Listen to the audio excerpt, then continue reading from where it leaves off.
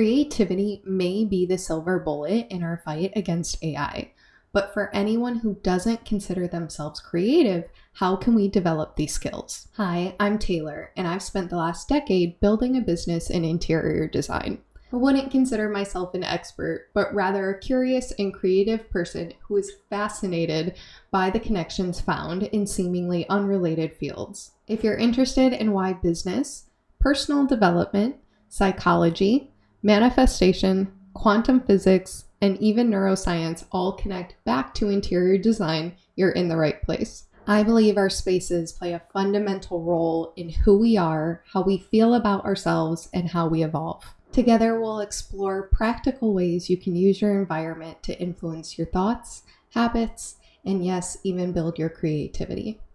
Welcome to the study of space. Last week, I introduced this emerging field of neuroaesthetics and a study out of UPenn that showed that changing someone's environment actually changed the cognitive function of their brain.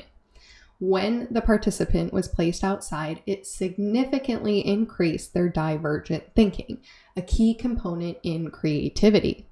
Now, in this study, they compared someone's cognitive abilities outside versus in a control room versus in a biophilic room. The purpose of the biophilic room was to attempt to emulate nature and see if that would provide the same effects as actually being in nature. Now, I do want to note that it did not significantly increase divergent thinking. However, it did significantly increase mood. So it did create a difference in the emotional connection and response of the person in the biophilic room. However, it did not show a significant increase in divergent thinking. Now, I'm being very specific here because science is very specific and I want to be true to this study. But I also want to note that while something may not be statistically significant, does not mean that the person did not feel a significant difference. And again, I think that's really well highlighted in the difference in the mood ratings and emotional ratings, even in comparison to the control room. Now, last week, we talked a lot about the study and a lot about kind of the design put into the biophilic room. I also went over some really practical basic suggestions on how maybe you could implement some of these tactics in your own life. One of the things I mentioned last week is that I did not feel that the biophilic room did a good job at representing the true essence of nature, which is highly focused on both balance and harmony. So this week, what I'd like to do is introduce you to some design principles that are commonly used in interior design that are actually derived from nature. I will give you a little background on both where these principles came from, how they're commonly used, and then how you can use them to improve your own space. So let's talk about the golden ratio. You may have seen this mentioned briefly in a math class. This is where the Fibonacci sequence comes from. Or you may have seen this in a random art class. The first time I came across this theory, it was in a photography class of all places. And I will kind of show you how this is used heavily in photography as well. But I think it's rather interesting how quickly we brushed past this topic in school. Like, it might sound relatively familiar to you, but I doubt you're going to know all the things I'm about to present, because the golden ratio is found so heavily in all natural proportions, and it's used so heavily in proportions in every design field. So I'm not just going to be talking about interior design, but also architecture, photography, painting, like anything that requires any sort of proportional planning uses the golden ratio. So what is the golden ratio? The golden ratio came from observations in nature of these repeated spiral patterns. The math that came out of these observations is what's commonly used to figure out all these proportions. So it's a mathematical attempt to quantify or emulate the beauty naturally found in nature. So there is something about this pattern that our brains are naturally drawn to, and we consider these things more beautiful than other things that don't reflect the same proportions. It's an attempt to quantify beauty, but it's also considered a key aspect in creating balance and harmony in compositions. And again, there's many ways we can think about or talk about compositions, but it's widely used. So as I mentioned, this is found heavily in nature, but again, most people just think of the spiral seashell if they even have any association with this principle. So I wanted to show how commonly this actually is repeated in nature. Everything from the pattern lay of flowers to the way leaves are arranged around a stem follows these very specific mathematical patterns. You can see it in galaxy formations, you can see it in weather patterns, you can see it in pine cones. There are a lot of examples if you're interested.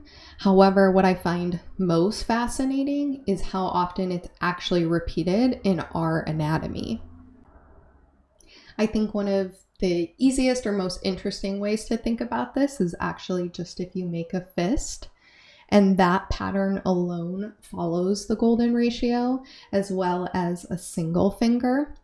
It is shown repeatedly in our DNA patterns. It is shown in our proportions from the length of our forearm to the length of our wristband, from the length of one digit on our finger to the entire finger. It is found heavily repeated in proportions. In recent pop culture, if you will, I think the most common or easily identifiable way you might have seen this was in I believe a TikTok filter, but it might have also been an Instagram filter that you could use that would scan your face and it would give you an aesthetic rating or a proportions rating based off the golden ratio. So there are a set of principles, if you will, about the ideal balance or golden ratio of someone's face.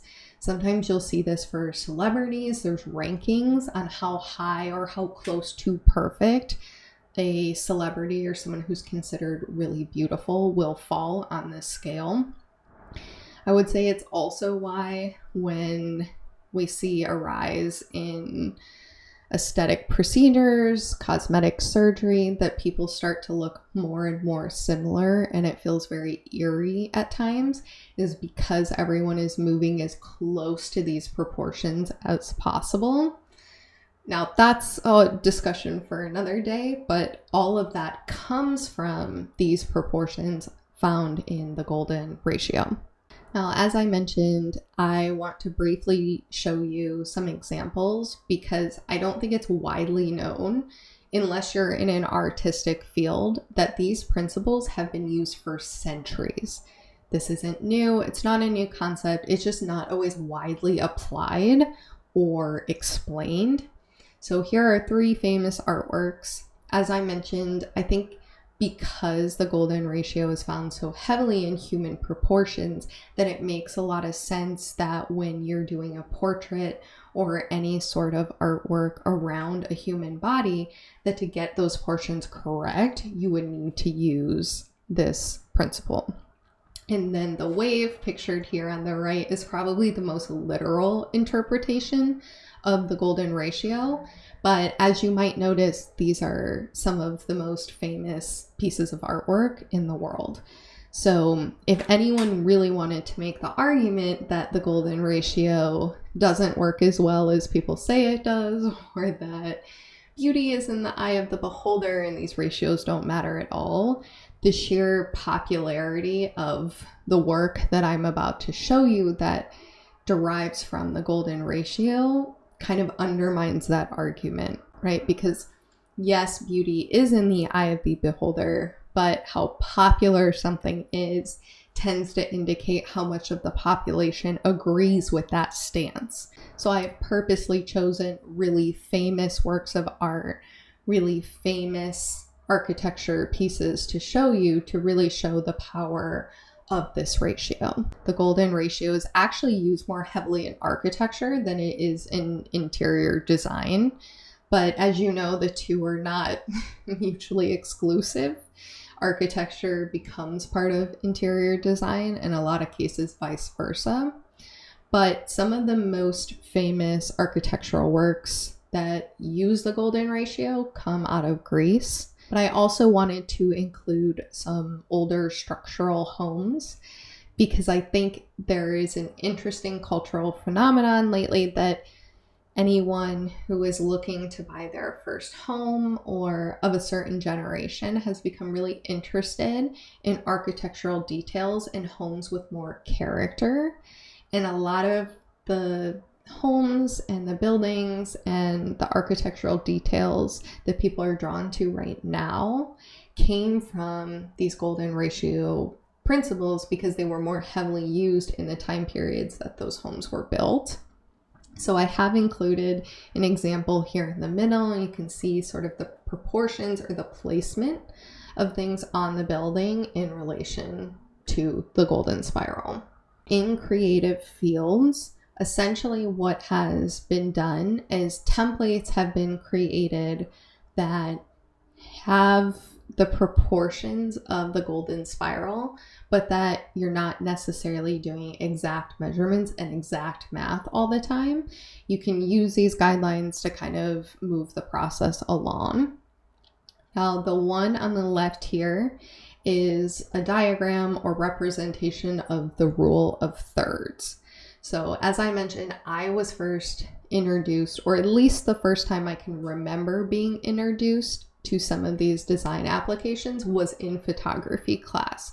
So if you've ever taken a photography class or have watched a YouTube video, one of the first things they tell you is that whatever you're trying to highlight in the photograph, let's say, for example, you're taking a portrait, you do not want to center the person in the middle of the screen. And that is because of the golden ratio. So the rule of thirds comes from the golden ratio, and it's essentially, as you see here, that the focal point or the center of your composition should be on one of the four red dots, not the actual literal center of the screen. It provides for a better composition, a more interesting layout. And then the center here is considered the golden ratio, and it's slightly different. So I try to lay this in a way that you could kind of see visually. The rule of thirds is cutting things exactly in thirds, which is a simplification or an easier application of the design, the golden ratio. The center layout here is the more exact, the more technically correct version of this application. And you can see that the proportions are just slightly different. So that middle section isn't quite as thick as the bottom or the top section.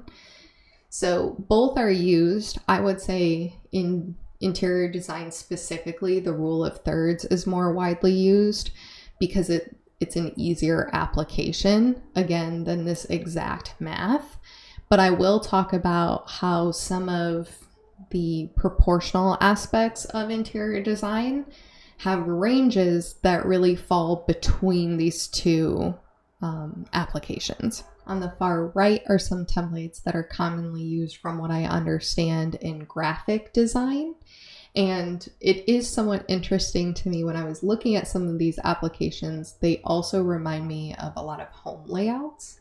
So that's not something that I have extensive knowledge in, but I would go ahead and guess that when someone is planning architecturally the layout of a home, that the golden ratio may be used in some aspects to create cohesive or harmonious balance in the actual layout. I've included this slide because I wanted you to see a real life practical application of the difference between the rule of thirds and the golden ratio. And I think it's easiest to see in photography works. So if you looked up some of these images, this photographer was actually talking about how the rule of thirds is like a good general guideline, but if you're looking to have a more sophisticated or balanced or interesting composition, that the golden ratio is actually a better guideline to use. So you can see here the blue dashed line would be the golden ratio versus the solid red line is the rule of thirds. And then on the right, you can actually see the overlay of the golden spiral. I'm showing specifically photography because, as I said, the way that the golden ratio is used in interior design is not this exact, because as you can imagine, interior design, while it's photographed a lot for media and print, to actually live in a design is not the same as looking at a photograph. So your vantage point changes so much being inside of a room that I wouldn't say it's a realistic application that an interior designer would plan every wall or every vantage point of a space using the golden ratio. So I think that photography, because it's a captured moment, because it's still, because the focal point doesn't change or the vantage point doesn't change, it gives you a better literal sense or application of the golden ratio. So there are two principles that are widely used in interior design that come from the golden ratio. The first is the rule of thirds, which I've already briefly talked about. And then the second is a ratio split that comes out of the math. So it's a 60-30-10 split. And I will show you some examples of how that is commonly used. But for now, I thought the easiest application to kind of visually see is the rule of thirds or 2/3. So a chair rail, I think, is one of the most literal applications of this math. The height of a chair rail is typically either a third of the way up the wall, or as I said, falls between that third ratio and the golden ratio. There's a slight range, if you will. Or historically, you see this more commonly in older homes, but I have done some modern applications of this for people, is that chair rail is 2/3 of the way up the wall. It's also commonly seen in fireplace sizing and proportions. A lot of standard proportions for homes come out of the golden ratio. A lot of times they have kind of developed standards for sizing around these measurements. The problem becomes, in my professional opinion, that these standards are based on standard ceiling heights. And when you don't have a standard ceiling height or they differ, it can significantly affect the proportions. And I actually included this photo on the left here because you can see how when these proportions aren't used and followed, how much it can affect the feeling and an aesthetic of a design. So on the left, there's a chair rail here that someone put halfway up the wall. So it's not at a third, it's not at 2/3, it cuts the room in half. And you can see it looks very awkward in proportion to the rest of the wall. The point where it meets the door frames of the closet looks very awkward. And then if you started to fill this space with furniture, it would become even more awkward because standard heights of furniture also fall within some of these guidelines. So the amount of space from kind of the top of the furniture to the top of this chair rail would feel very awkward. And there is sort of some piece of furniture shoved in the corner here, and you can kind of see where it would hit, and that space is unproportional to the rest of the space. Versus the center photograph, where it's not a chair rail, it is a set of cabinets, but it very much follows this math formula. Like you can clearly see that the cabinet height is about a third of the way up the wall. And then the cabinet on top, the taller cabinet, fills about 2/3. So we're right at those points. Now, not to necessarily plug interior design, but you can see the difference here between someone who understands the proportions of the room and the space and the planning of those proportions versus what I would assume is probably a home DIY project. And I love a home DIY project, but it also highlights the difference in kind of understanding some of the principles that go behind design. There's nothing wrong with the practical application here. They didn't do a bad job putting the molding up. They didn't do a bad job painting. But the actual sizing and proportions to the space are not accurate, and therefore they will not get the desired effect that they were hoping for. And sort of a pet peeve of mine is that I hate when people put time and energy and effort into creating something that they're really excited about, but then they don't get the result that they were looking for because they missed some piece of the puzzle. And a lot of times people don't even realize what piece of the puzzle is missing. They just sort of are frustrated or disappointed by the end result. And a lot of that does come down to math, proportions, and spatial planning. As a general PSA to anyone who is doing home projects or just likes DIY in general, I am by no means discouraging DIY. Please do not buy preset molding. I have seen this so widely used on social, and people so excited about these kits where they can just put these squares up on the wall. Molding needs to be proportional to your wall, and you would be amazed how many walls are not standard heights, they're not standard lengths. So when you put some molding up that is not proportional to the wall, it's going to look crazy. So again, if you want to do DIY molding, please do, but actually use the measurements of your wall. Go to Home Depot, go to Lowe's, buy the molding and cut the molding so that the measurements are accurate. So here are some more practical applications of the rule of thirds. A common question people have, especially in the interior design space, is how to style something. How to style a bookcase, how to style a coffee table. And general rules of thumb are odd numbers and groups of 3, and this idea of creating triangle-like silhouettes. So if you traced your finger kind of around the general shape, in this photo they circled things so that you can just see the arrangement that they're talking about, but I think it would be more helpful actually to kind of draw the triangles around these objects so you can see that that's the shape they're trying to create.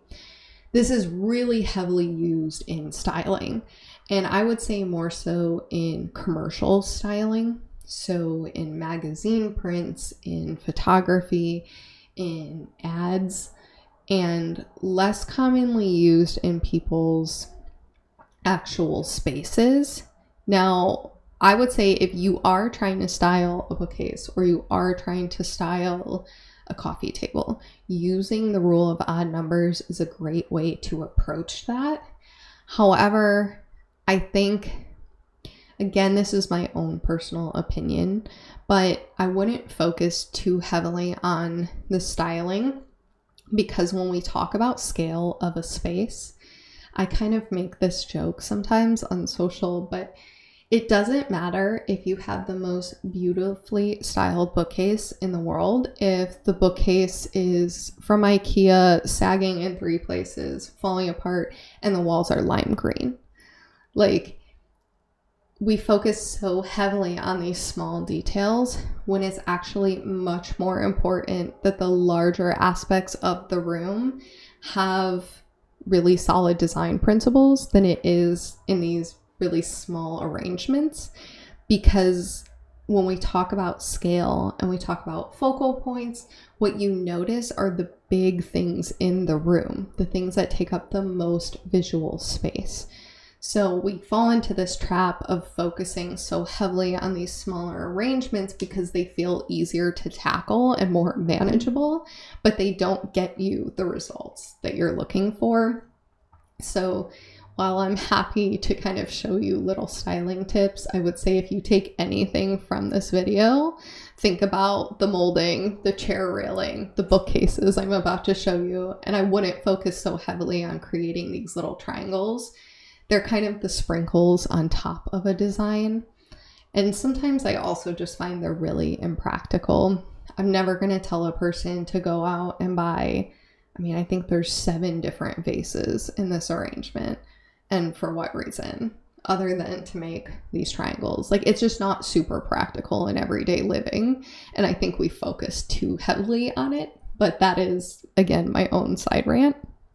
I do want to draw your attention to these 2 images on the right, because again, these are really good practical application of the rule of thirds. So you can see the window arrangement here, which again would be an architectural detail, not necessarily an entire interior design detail, but you can see very clearly there's 3 sets of windows here and they go around a curve. Then I want to bring your attention to the bottom photo, which is built-in arrangement. So built-ins have become very popular lately. For good reason. I think they are beautiful and they also provide really good functional use if planned well. But you can see, again, I don't want to harp on DIY, because I have done a lot of DIY. I believe really heavily in DIY and promoting DIY. But again, please know what you're doing and please use accurate proportions, because some of these projects are really big and really expensive to do incorrectly. So built-ins are one that, again, you can kind of see very clearly this golden ratio because we have a larger middle section and then 2 smaller sections, which, if you remember, relates or correlates to the golden ratio versus the rule of thirds. The rule of thirds is 3 equal portions. The golden ratio has slightly different proportions. And as I said, I think visually you can see that really well here in these built-ins, but you can still see the 3 distinct different sections. Again, you can also see the proportions of the height of the cabinets to the overall height of the ceiling. If I was being picky, I would say that the base cabinets might need to be a tad taller. That's just because I'm being picky. But again, you can see very clearly some of these principles in actual application. I think one of the easiest or most direct correlations to the design ratio is found in interior design in proportional standards. And one of the easiest ways or general application that I can think of is the proportional recommendations for a dining table to a ceiling overhead light. And you can see that here, that the light is recommended to be 2/3 the length of the table. You can also see on the left here some of the recommendations for how high or low the light should be hung based off ceiling height. Again, that's really important. If you are looking for proportions for your home, that those proportions are in relation to your ceilings, not just general guidelines, because yes, a standard ceiling height I would say is 8 feet, but just because it's standard doesn't mean it's what's in your home. And a lot of times, even in new builds, those measurements can vary. You also see this 2/3 versus a third split heavily in actual floor plan design. So where a living room is arranged, where the kitchen table and rug is arranged, rug measurements generally should be 2/3 the overall square footage of the space that you're trying to put the rug. In open floor plan concepts, that varies based off, again, how you're splitting. When you're working on a floor plan design, even if there's an open floor plan, most people tend to segment certain areas or designate certain areas for certain activities. So even though there's not a physical wall, when you're looking at the floor plan, you almost want to plan for a physical wall because that will help you figure out the proportions for the rugs of that space.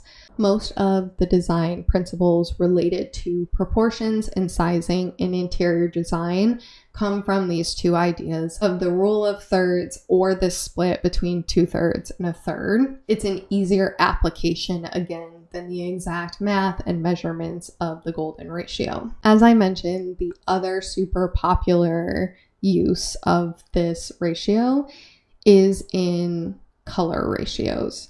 A 60-30-10 split. The right image here is the most literal application, and you can see it really clearly here through the design portfolio. And then the left is a more practical breakdown of how you can think about this color split. If you have never done any sort of design planning, I think this is a good general guideline to get you started. I personally do not use this color application ratio for my projects.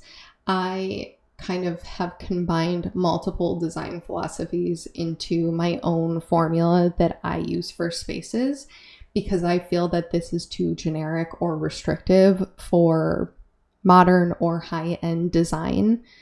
The image on the right, again, I think is a really good application of this theory, but it also shows you the limitations of the theory.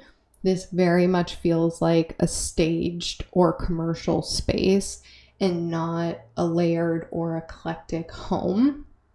And not everything has to be eclectic, but I do tend to prefer spaces with more personality. And when I'm working with clients, our goal is really to create a home that feels like an extension of them and their family. I show this more as an application of the golden rule than a set standard that I would use for your home. In my own work, I do use the 60-30-10 ratio, but in a much different arrangement. So now that we've talked about the golden ratio, general applications of the golden ratio, and then the application for interior design, I want to take you back to the biophilic space and look at ways we can evaluate this design from that perspective.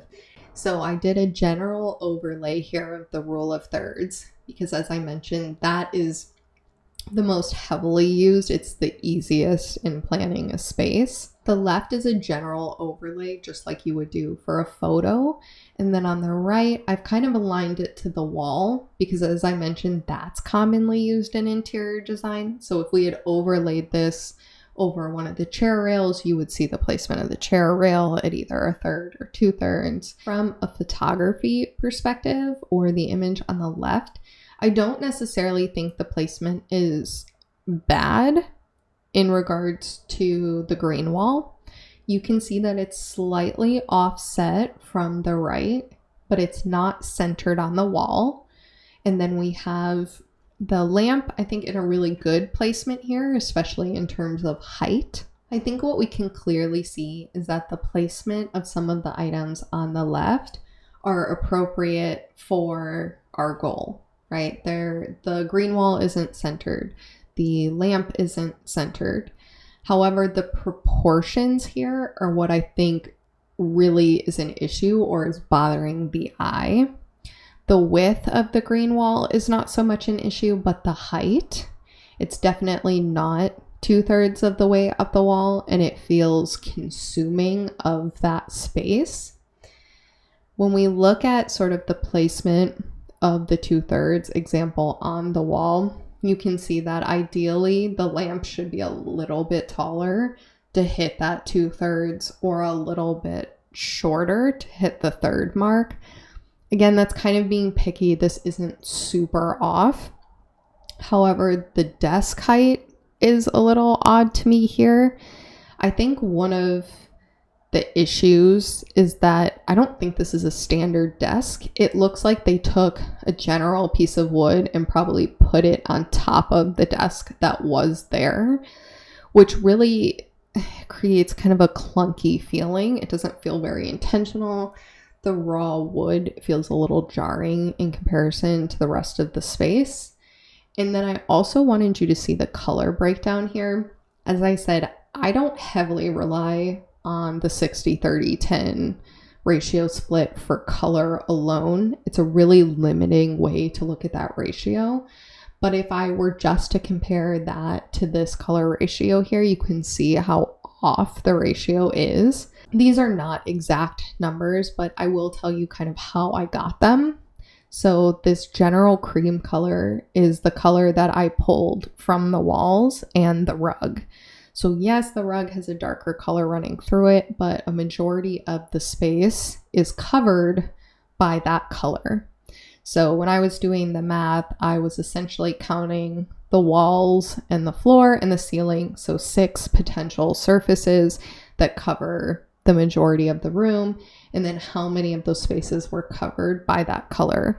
So in this case, it would be the 4 walls and the floor. The only difference is the ceiling.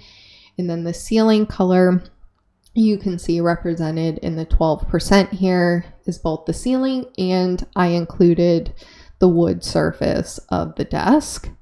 Then we have some green elements, again in a smaller proportion, especially size-wise, to the walls, the floor, the ceiling.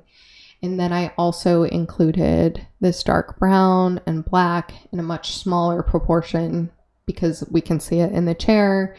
I believe the lamp hardware is also black. And then the slight brown we have, or darker brown, is found in this big live wall. So if we're looking at this strictly from a thirds example or from the ratio of the color split, both have failed to create balance and harmony by golden ratio standards. So what would I have done differently in this space? In the first podcast episode, I talked a little bit about sort of the markers of a biophilic design, and that one of the key elements that I believe was missing from this space was a window. However, I do sort of understand from a scientific perspective or creating an experiment the difference between a control room and the biophilic space. I think the experiment was really, could you take the exact same space and add certain things to emulate nature, not a completely different space? And obviously, to have a window, it would have to have been a completely different space. However, I think there's 2 ways you could have sort of tricked the eye or the mind around this. What I think would be more interesting is to include a piece of artwork directly behind and slightly above the laptop that has a natural space. Now, in terms of what's optimal for our brain, I don't actually know if there would be a significant difference between picking a photograph, so something that's actually like an exact capture of real life nature, would perform differently than a painting of a natural space, because paintings have a lot of texture and movement that is more interesting to the eye than a flat photograph. But when we're talking about what better emulates nature, I think that would be an interesting experiment or comparison. So you'll see I've included 2 different images, one that is an actual photograph and one that is a painting with a lot of texture. I would have switched the desk in this space. Again, I don't think this was an actual desk. It looks like a piece of wood that was laid on top of another piece of furniture. The other thing I find kind of abrasive or interesting about this choice, I understand that they were looking to include a natural element. However, a lot of the lines in this space are geometric and very sharp, which is not found in nature. If you go outside, you're not going to find a piece of wood that looks like this. It's not natural. It's a man-made cut piece of wood. Just like rectangles are not found in nature, they're found, again, in manufacturing. So we have this big natural wall that happens to be in a very unnatural shape. Same with the lamp. So we have a lot of really sharp lines in this space, especially in the furniture, which is not emulated in nature. So I would have picked furniture that has more curves that's commonly found in contemporary furniture, because those curves actually emulate the shapes of the golden ratio. I added this little example in the corner here that someone did in a YouTube video, but a lot of classic or vintage furniture design very clearly emulates the golden ratio.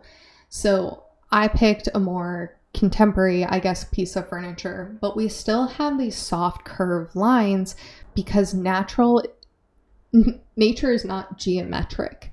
One of the other limitations, I believe, of this design was that there were clearly 3 competing focal points: the green wall, the rug, and the ceiling. The rug, I think, is probably the biggest distractor in this space. So one of the things that the golden ratio really highlights is the importance of balance and harmony. And when we have 3 focal points, we don't have a balance or a harmony. We have 3 things kind of competing for attention. The first thing I would probably do is remove this rug because it's really visually distracting. I also don't believe that it does a good job of emulating a natural environment. I would focus more heavily not just on the colors, but also the texture and feel of the rug. The closer I could get the rug to a feeling of grass, like a really thick pile rug has a texture or an experience that more closely emulates what it feels like to walk barefoot outside. So I found a rug in a dark green color that would be thicker, have a thicker pile. Again, it's more about the texture than the printed pattern on the rug. Another element that was talked about as being kind of a component of a biophilic design is bringing in as many natural elements as possible, including a water element. As I mentioned in the previous video, I thought there was a missed opportunity to bring a water element into this space, that it would have been much easier than, for example, like trying to create a window when there is no window. But a small tabletop fountain creates the sound of water. It brings literal water into the space. And then I also found a tabletop fountain that very clearly kind of demonstrates this idea of the rule of thirds or odd numbers. It is clearly 3 stacks. Another element that was mentioned in the study that they believed would have increased aesthetic ratings on the hominess scale, and I'm not making up that word, that's the word they used, was a personal element or something that the participant was personally drawn to. Now, I think that easily could have been a photo frame of a family member, a loved one. Like, they could have chosen what the photo was, just a photo that they love of people they love. So in my example, I've included a photo frame, a task light, and a natural element. They did put a small plant on this desk, but I think the plant was too far away. It was at the very far corner of this desk. And again, when you're sitting kind of doing your task, your head is not like, only your eyes are moving for the most part. So, and especially if, I also want to say, like, when you're sitting at a desk at work, it's much more likely that you might take a minute to kind of sit back, look around the space, kind of give your eyes a break from the screen.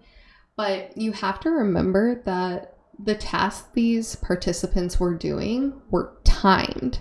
So they didn't have like the leisurely time to kind of sit back. They were hyper focused on getting these tasks done because the timing of the task mattered. So again, that makes it much less likely that they're going to kind of sit back, gaze around the room, take a second. They're hyper focused on this task and on the screen.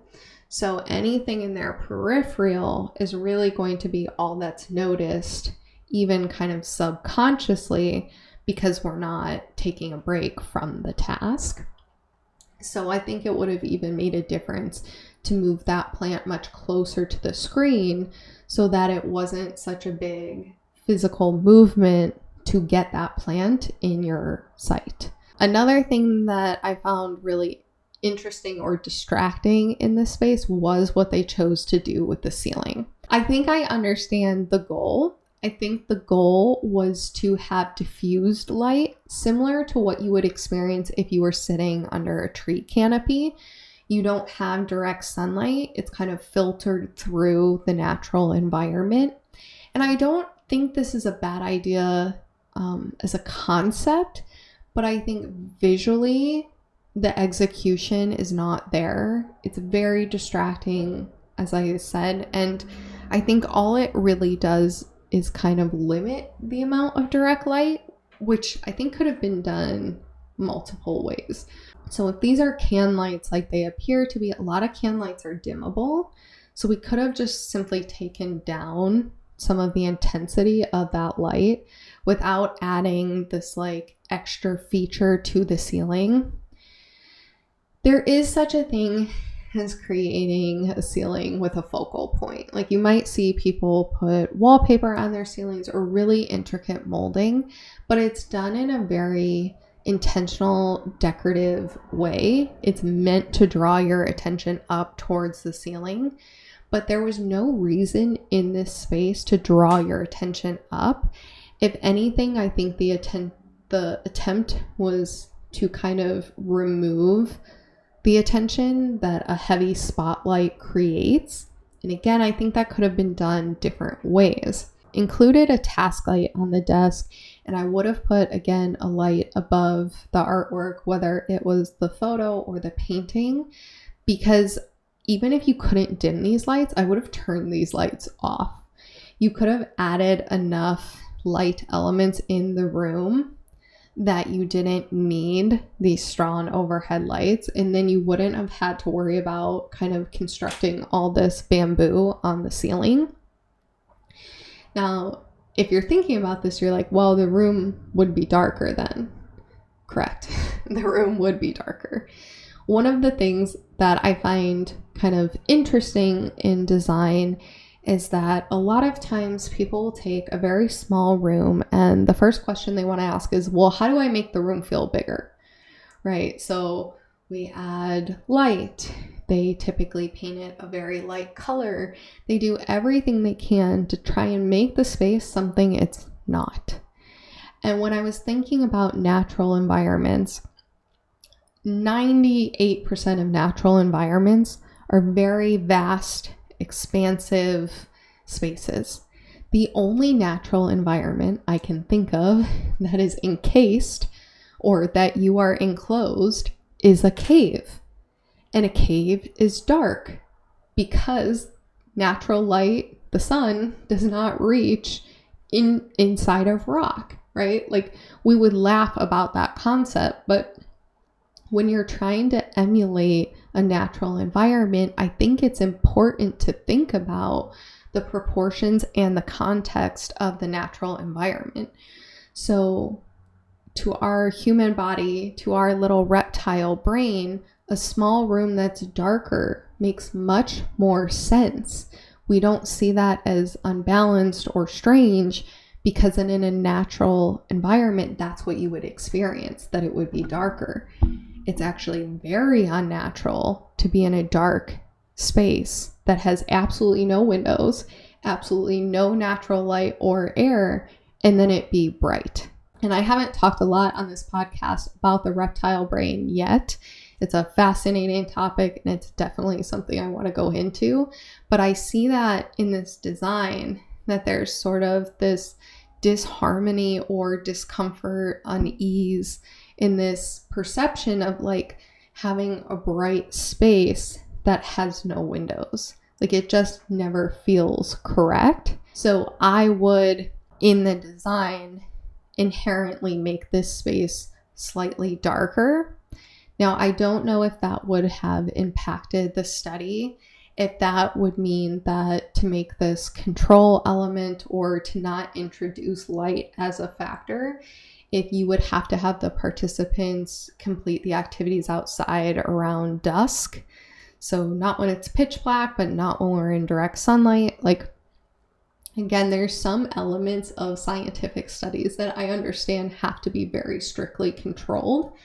I just think if you're going to really test the limits of a design, of the concept of a biophilic space, then you have to try and create that super specifically, or the test results won't necessarily be accurate. Going back to this desk, I would pick something, again, that has soft lines, because we don't find these hard geometric shapes in nature.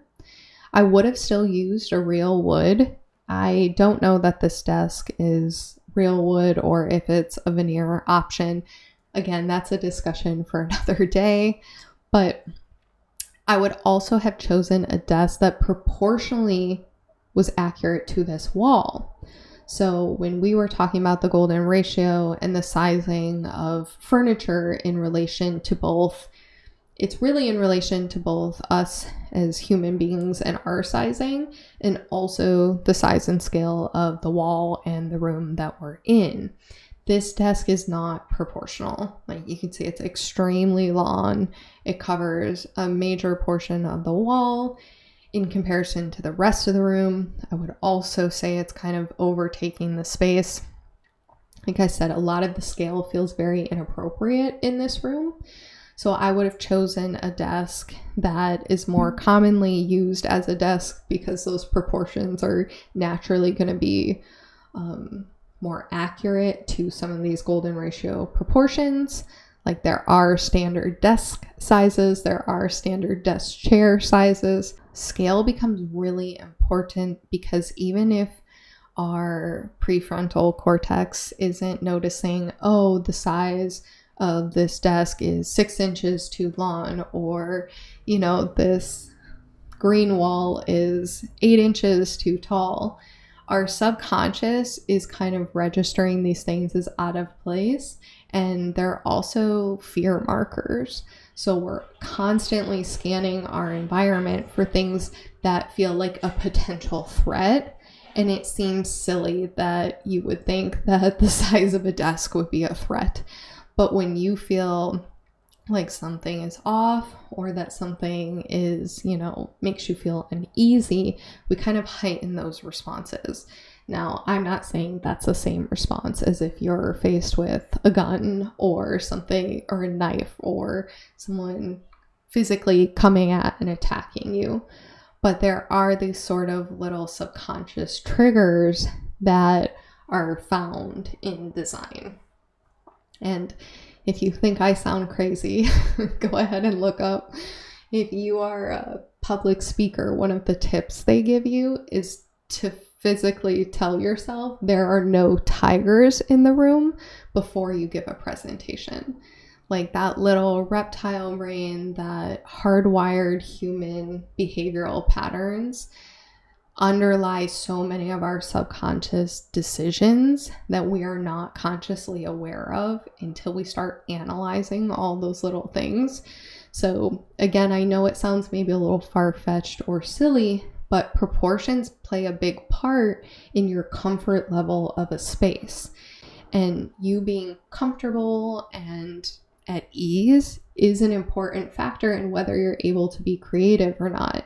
It's the difference between a fight or flight state or a relaxed, open, divergent state. So these are some of the changes I would have made.